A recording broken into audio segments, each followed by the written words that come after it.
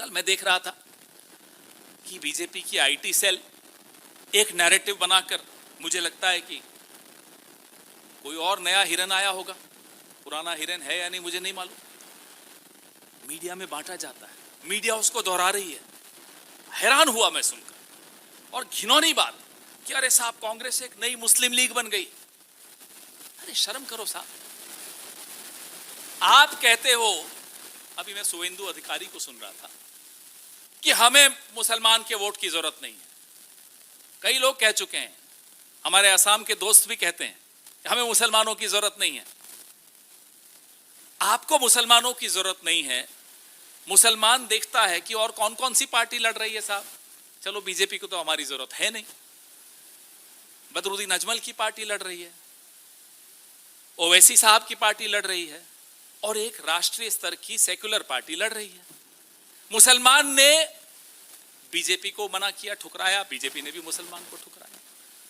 मुसलमान ने बीजेपी की तरह की जो तथाकथित मुस्लिम पार्टीज हैं उनको भी ठुकराया।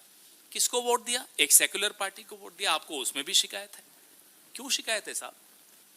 आप वोट को भी रंगीन क्यों बना रहे हैं कि साहब ये केसरिया रंग का वोट है, ये हरे रंग का वोट है, ये नीले रंग का वोट है? क्या है ये? 664 विधायक कांग्रेस के, उसमें 78% हिंदू और 12% मुसलमान, लगभग यही आबादी का प्रोपोर्शन है। मैंने ये देखा 78% हिंदू विधायक, 12% मुस्लिम। बोलने में शर्म आती है मुझे, इस तरह की बात इस दौर में हमें करनी पड़ रही है 21वीं शताब्दी में।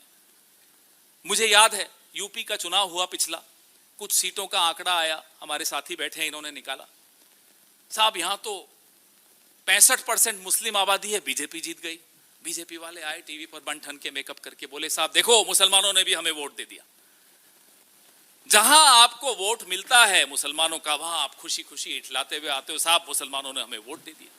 जहां आप खुद कहते हो हमें मुसलमानों का वोट नहीं चाहिए, वहां आप कहते हो देखो देखो कांग्रेस को वोट दे दिया मुसलमानों ने। ये संविधान की भाषा है क्या? इस तरह की राजनीतिक संस्कृति बाबा साहब अंबेडकर के संविधान में उसकी अनुमति है क्या? हम गलत कहते हैं जब हम कहते हैं कि ये संविधान बदलने को आतुर हैं, ये इंतजार कर रहे हैं कब ये संविधान बदल सके? क्या राहुल गांधी जब अपने हाथ में वो लाल किताब, वो लाल संविधान रखते हैं और बार बार दोहराते हैं, बार बार याद दिलाते हैं कि इनकी असली मंशा यही है, ये इनके इन कथनों में, इनकी इन टिप्पणियों में आपको नहीं समझ में आता? आबादी के हिसाब से कांग्रेस पार्टी ने आज से नहीं, पिछले 140 सालों के इतिहास में आबादी के हिसाब से सबको प्रतिनिधित्व दिया है। यही असली लोकतंत्र है, यही असली सेक्युलरिज्म है, यही असली नारा उन्होंने हमसे चुराया होगा, लेकिन असली सबका साथ सबका विकास यह है। शुभेंदु अधिकारी की कल की आप टिप्पणी सुन लीजिएगा। आप टारगेटेड तौर पे जहर उगलते हुए एक कौम के खिलाफ और उनके प्रतिनिधित्व को सीमित करने की कोशिश करते हो, जो आसाम में हुआ परिसीमन के दौरान, और फिर कहते हो कि देखो मुसलमान उनको वोट दे रहे हैं। खंजर आप चलाओ और मुसलमान उफ भी ना बोले, ये तो हम नहीं होने देंगे। बात मुसलमान की नहीं है, बात दलितों की भी है, बात आदिवासियों की भी है, बात मजलूमों की है, गरीबों की है, बात महिलाओं की है, बात उन तमाम कमजोर तबकों की है जिनको आप जानबूझकर और कमजोर करना चाहते हो। हम उन्हें कमजोर नहीं होने देंगे, वो हिंदू हो या मुसलमान हो, ईसाई हो या पारसी हो, दलित हो या आदिवासी हो, बुद्धिस्ट हो, कोई हो, हम नहीं होने देंगे कमजोर। 140 साल का हमारा इतिहास है, हम कमजोरों के साथ खड़े हैं। उनका धर्म नहीं देखते, उनकी जाति नहीं देखते, हम खड़े रहेंगे उनके साथ, और हमें गर्व है इस बात। एक और आंकड़ा बड़ा महत्वपूर्ण है, आप भी देखिएगा, आप में से कुछ लोग रिसर्च करते रहते हैं। जिन मतदाताओं को बंगाल में वोट के अधिकार से वंचित रखा गया, उन सीटों पर जीत का मार्जिन एसआईआर डिलीशन के नंबर से कम है। सब कुछ आपके सामने है, दूध का दूध, पानी का पानी, ब्लैक एंड व्हाइट। हम उम्मीद करते हैं कि माननीय सर्वोच्च न्यायालय भी इसका संज्ञान लेगा और मतदाताओं को उनके अधिकार फिर से देकर, हमें लगता है कि उन सीटों पर फिर से पुनर्मतदान होना चाहिए। मार्जिन आपके सामने है।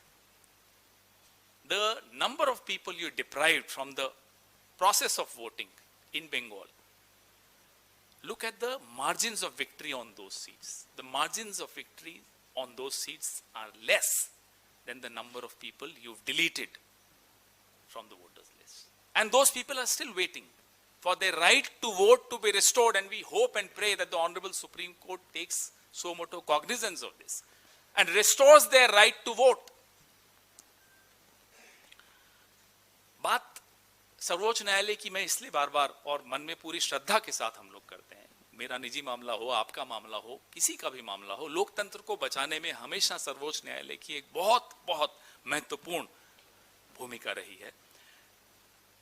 अत्याचार करने वाला, दमन करने वाला कितना ही बड़ा हो, 200-250 पुलिस भेज दे, कुछ कर दे, सर्वोच्च न्यायालय आंख बंद करके बाबा साहब अंबेडकर के संविधान का स्मरण करके हमेशा निर्णय लेता। और बाबा साहब अंबेडकर साहब के संविधान के सामने ये तमाम ताकतें बौनी हैं।